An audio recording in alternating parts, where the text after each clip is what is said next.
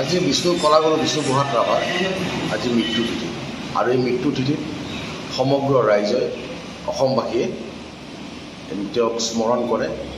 আৰু এই বিষ্ণুৰাভা দিৱস পালন কৰে। আটালত সংগতি ৰাখি আজি বঙাইগাঁও জিলা অভয়পুৰী প্ৰেছ ক্লাবে বিষ্ণুৰাভা দিৱসৰ মৃত্যু তিথি সংগতি ৰাখি আজি তেওঁক স্মৰণ কৰা হৈছে, বন্তি প্ৰজ্বলন কৰা হৈছে, তেওঁক মাল্যাৰ্পণ কৰা হৈছে আৰু এই সৈনিক শিল্পীজনৰ